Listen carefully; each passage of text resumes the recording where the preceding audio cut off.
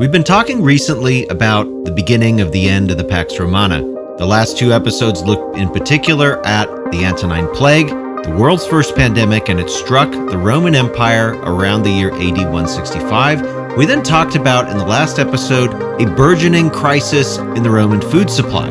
What I really want to emphasize is that neither of these two factors, disease and food, were totalizing crisis. It's not as though there was famine sweeping the Roman Empire, or even that every Roman city was experiencing an epidemic burst of disease. There were hotspots. A crisis would flare up, and then there would be a period of respite. But the frequency with which some of these disturbances began to occur was at such a pace that it was just impossible for Roman political, social, and economic institutions to keep up. And over time, exhaustion began to set in.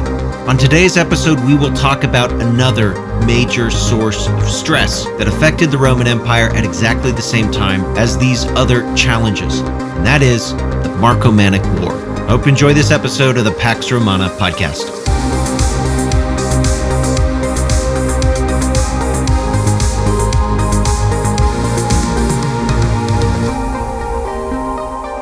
Episode 52, the Marcomannic War. When Marcus Aurelius and Lucius Verus took over the Roman Empire in AD 161, I just don't think they or anybody else expected that within a decade, a multifaceted crisis would be in full bloom in several regions of the Roman Empire. If anything, it should have been a new golden age. Lucius Verus had won a victory against Parthia, a foe that Rome had not beaten since the time of Trajan. And then prior to that Rome had not really beaten ever. All sorts of luxury goods and consumer goods coming across long distances were funneling into Rome. Laws and institutions seemed like they had never been stronger. The Parthian War matters for Roman perceptions of their own success because from a religious perspective, when the gods favored Rome, the Romans had military victories.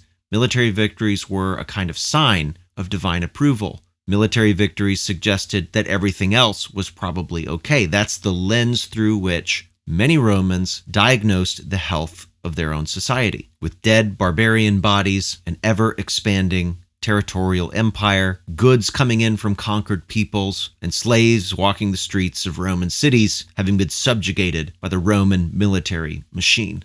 And so when Marcus Aurelius and Lucius Verus began planning their next war, they fully expected that it would work out just fine, and this was a war against several Germanic tribes in the north. The people that lived beyond the northern borders of the Roman Empire had always been a bit of a mystery to the Romans. They're still kind of a mystery to us because our main accounts of their culture come through Roman sources, who were, of course, hostile to Germanic tribes.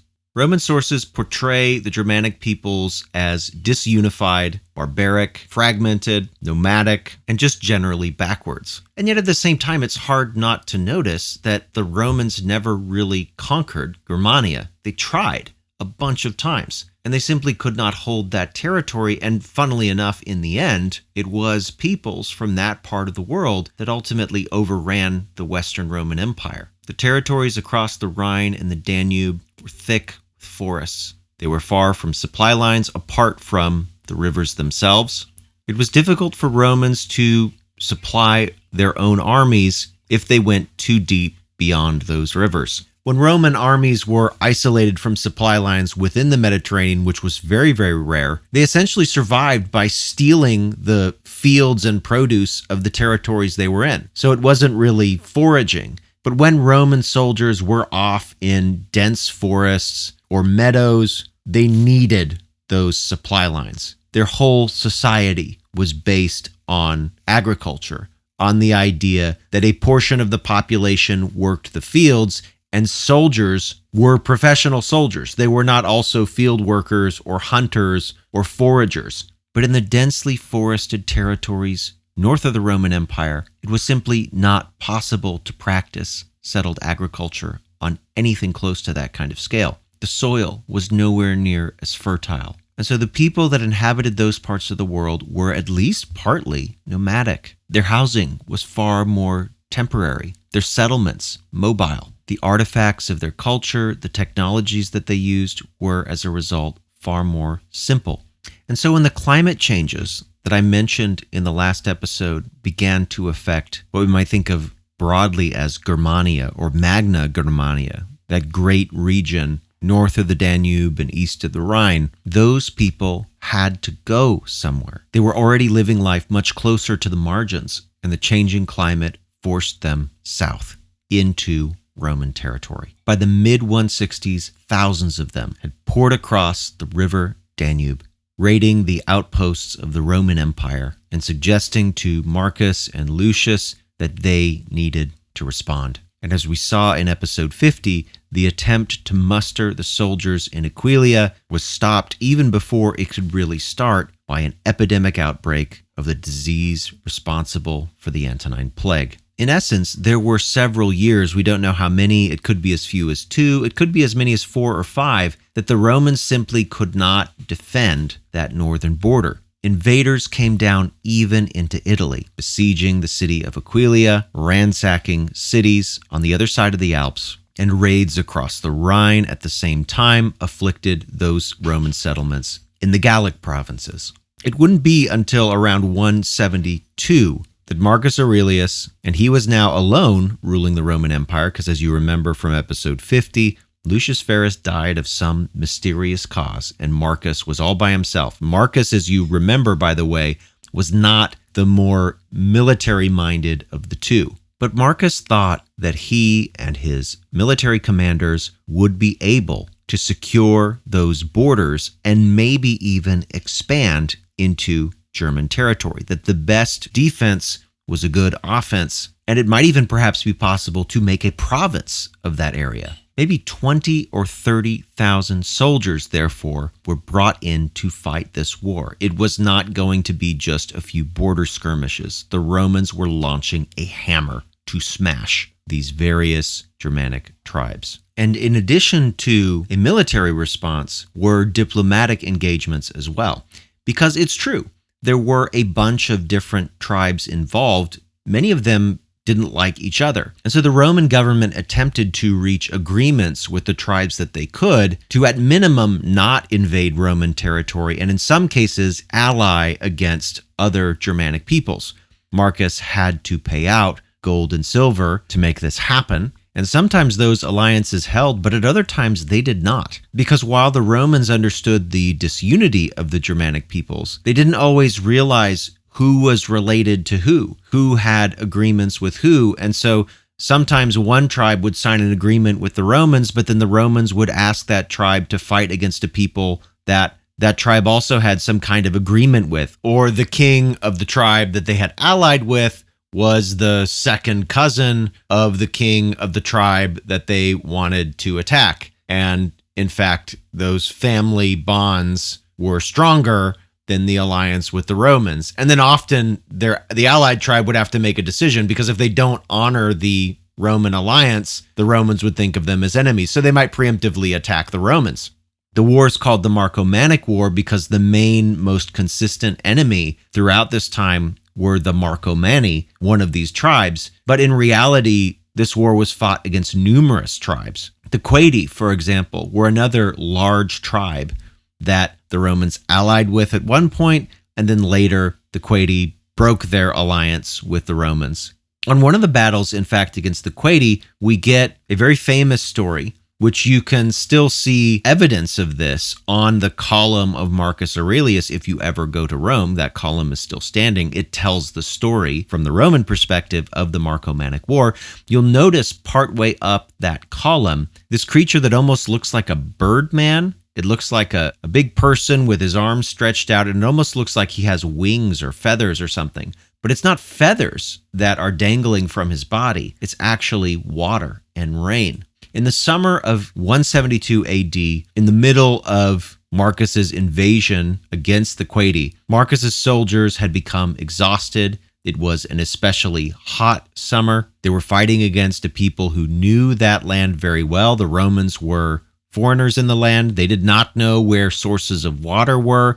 Their supply lines had grown thin. Marcus Aurelius himself was among these soldiers. And this army soon found itself surrounded by enemies in their territory and separated from resources. Numerous Roman authors record, however, a miracle that occurred to rescue Marcus and his army. That clouds suddenly cluttered the sky, and they burst thundering streams of water. The Romans turned their faces up and drank, catching water in their helmets. Their horses now also could be watered, and it forced the Quadi to actually have to fight the Romans. Evidently, they had hoped that the Romans would just succumb to the elements, and they wouldn't even need to fight. And so now, with the downpour, the Quadi charged the Romans. They got mired in the mud. Supposedly, lightning even struck them, and it led to a major victory for the Romans. We know that the story almost certainly happened. It is just mentioned in too many sources for it to not be true. Cassius Dio claimed that Egyptian magicians were responsible, but very quickly after the miracle, within a decade or so of it happening, Christians were also claiming that it was their God that provided it, that there were Christian soldiers in Marcus Aurelius's army who prayed and brought about the miracle. The earliest source for this is Apollinaris, who wrote a defense of the Christian faith in the late 2nd century. There are also imperial coins of Marcus Aurelius that celebrate the religion of the emperor, bearing the image of Mercury, suggesting that it was his piety that brought about the miracle.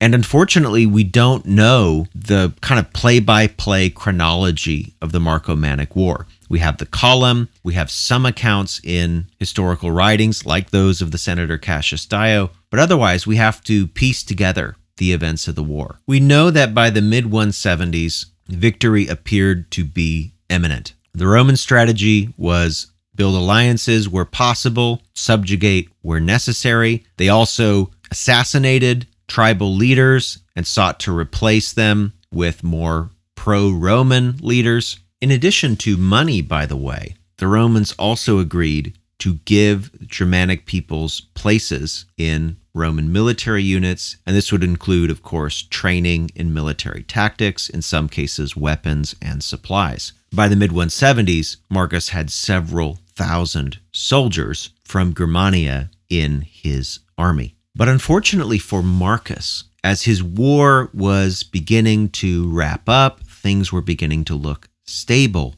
Two events outside of the foreign policy arena forced him to divert his attention elsewhere and to leave the situation on the northern border unresolved. What happened?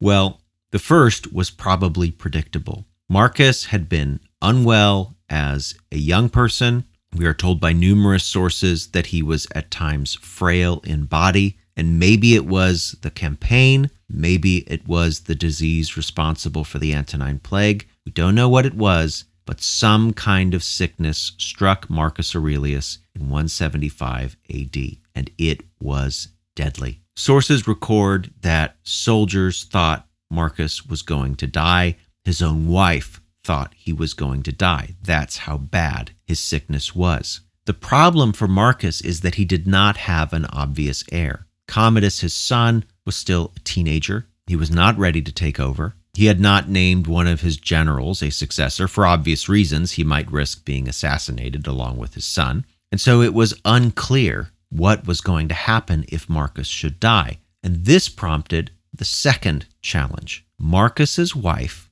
decided to take matters into her own hands. This is Faustina, the daughter of Antoninus Pius. She could think of only one man who had the military strength and record to succeed Marcus and bring this war to an end. And so we're told in several sources that she wrote a letter to Avidius Cassius, the man who had led the charge against the Persians in the name of Lucius Verus, the same man whose sack of the cities of Ctesiphon and Seleucia had supposedly spawned the Antonine Plague. Of course, we know that that's almost certainly not true. But why was Avidius Cassius and his soldiers blamed for the Antonine Plague? It's because of what happened in 175, 10 years later.